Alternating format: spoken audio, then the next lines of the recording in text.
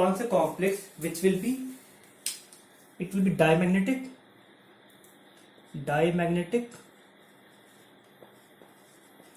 ठीक है, डायमैग्नेटिक होना चाहिए कॉम्प्लेक्स, ठीक है, और ट्रांजिशन मेटल तो होना ही चाहिए, ठीक है। तो हम देखेंगे कि कौन सा वाला कॉम्प्लेक्स जो है इसमें से निकल, कोबाल्ट, आयरन, जिंक, इसमें से कौन सा डायमैग्नेटिक कॉम्प्लेक्स है, ठीक है। तो पहले उससे प्रोसीड करने से पहले हमें समझना पड़ेगा कि let's what is the oxidation state of M here. तो ऑक्सीडेशन स्टेट निकालने के लिए पहले मैं लिखता हूँ M complex C N whole 6 3 minus. So let's assume कि एम का ऑक्सीडेशन स्टेट एम एक्स है, इसका ऑक्सीडेशन स्टेट वाई है, और कॉम्प्लेक्स का ऑक्सीडेशन स्टेट है -3, ठीक है। तो मुझे पता है कि सी एन जो होता है वो सी एन -1 होता है, ठीक है। तो एक्स प्लस यहाँ पे 6 कॉम्प्लेक्स है, 6 इंटू -1 इज इक्वल टू -3, ठीक है। तो x is equal to -3 plus 6 is equal to x is equal to +3। तो मतलब कि मेटल का ऑक्सीडेशन स्टेट हो गया +3, ठीक है। तो अभी जितने भी मेटल्स हम लेंगे, निकल, कोबाल्ट, आयरन, जिंक, जितने भी हम मेटल लेंगे it should be in +3 oxidation state, ठीक है। तो हम स्टार्ट करते हैं। We'll first take nickel, then we go for iron, and then we'll see zinc, and then after that we will go for cobalt, ठीक है। तो हम पहले स्टार्ट करते हैं निकल से। तो निकल का एक्चुअली इलेक्ट्रॉनिक कॉन्फ़िगरेशन क्या होता है? We have to see the electronic configuration.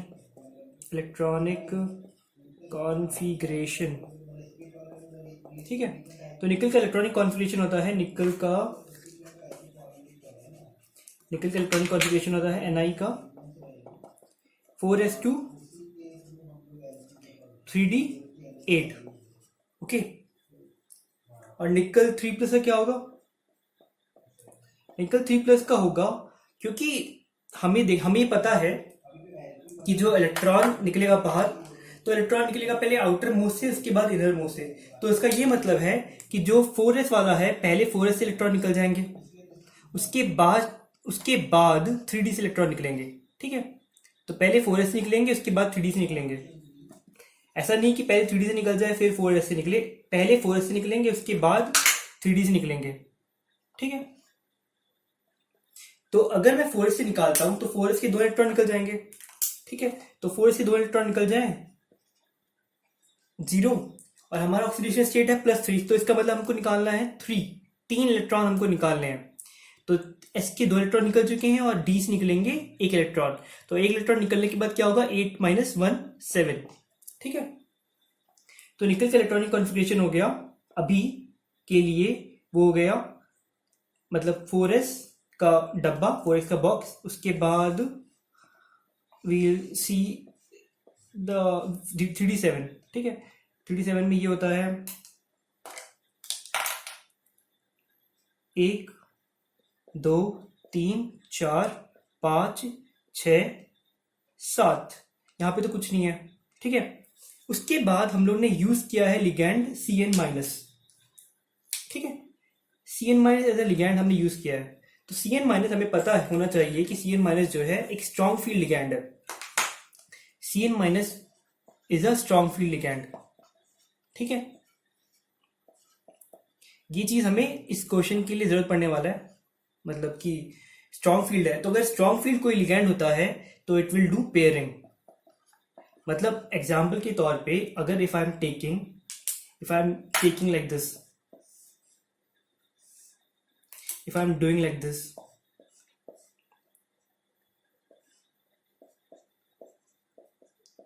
ठीक है। और अगर मैं यूज करता हूं Cn- लिगैंड, तो क्या होगा?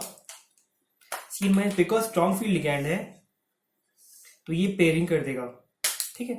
तो पेयरिंग करने की वजह से अभी ऐसा हो जाएगा,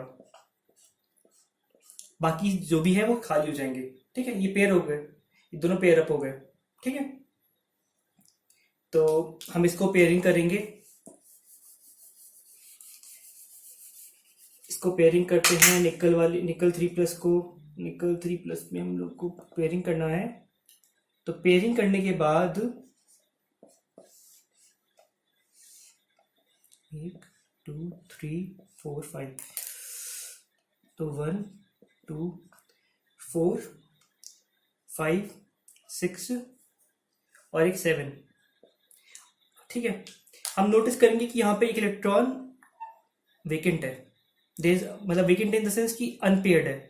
तो अगर कोई अनपेयर सिस्टम इलेक्ट्रॉन बच जाए, अनपेयर्ड इलेक्ट्रॉन रह जाए, तो it will be paramagnetic. It will be paramagnetic. और अगर कोई अनपेयर इलेक्ट्रॉन ना बचे, मतलब सभी इलेक्ट्रॉन पेयर अप हो, तो वो होगा डायमैग्नेटिक।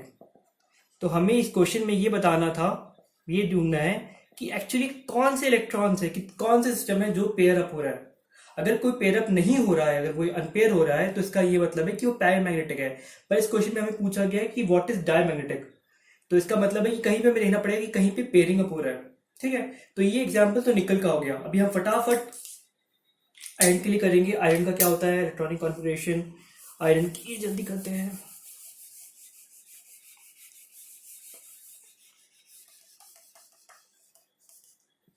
ठीक है,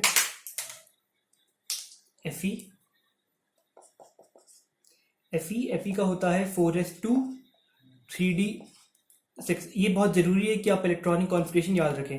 और Fe3+ क्या होगा, Fe3+ होगा 4s0 3d क्या 3d5। ठीक है, तो यहाँ पे देखो आप, अगर हम इसे पेयरिंग करते हैं, पहले क्या सिस्टम था, पहले सिस्टम था ये Fe3+ के लिए। ठीक है, आफ्टर पुटिंग Cn लिगैंड,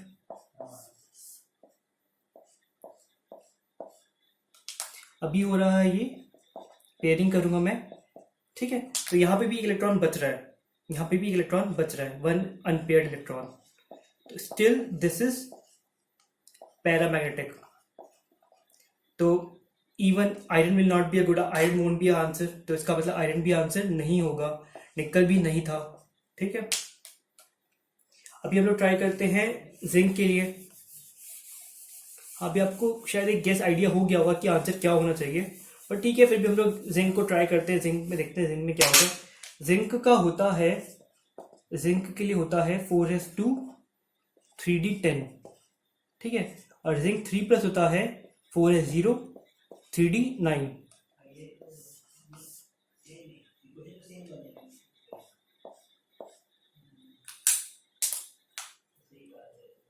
एक दो 1 2 3 4 5 6 7 8 9।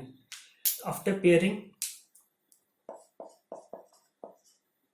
ये तो एक्चुअली आफ्टर पेयरिंग, पेयरिंग करने के बाद भी, पेयरिंग कैसे हुआ, पेयरिंग तो कुछ होगा ही नहीं, मतलब कुछ बचा ही नहीं। तो पेयरिंग क्या होगा, वही होने वाला है जो पहले था। ठीक है, ठीक है, तो यहाँ पे भी आप देखो कि एक सिस्टम, एक इलेक्ट्रॉन जो है वो बच रहा है, वन अनपेड इलेक्ट्रॉन। तो still this is paramagnetic, paramagnetic. ठीक है, तो इसका मतलब है कि आंसर भी मेरा जिंक भी नहीं होगा। तो clearly cobalt should be the right answer. But हम लोग फिर भी without saying like this, we will just see कि ऐसा क्यों हो रहा है, वी विल सी कि कोबाल्ट का ऑप्शन क्यों आएगा। ठीक है, तो कोबाल्ट करते हैं। कोबाल्ट होता है CO, कोबाल्ट होता है 4s2 3d6, CO sorry 3d7, CO3+ होगा मेरा 4s0 3d4 3d6 sorry 3d6। ठीक है, और अगर मैं बनाऊं इसका इलेक्ट्रॉनिक कॉन्फ़िगरेशन तो कैसे बनेगा,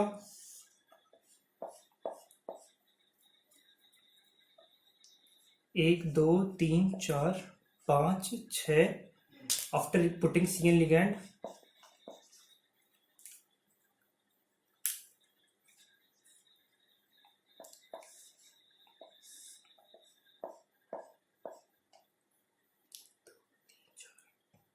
एक दो तीन चार पाँच, they all are pairing up. ठीक है, 6 है, यहाँ पे भी 6 है। तो इसका मतलब यहाँ पे अनपेड इलेक्ट्रॉन, अनपेड इलेक्ट्रॉन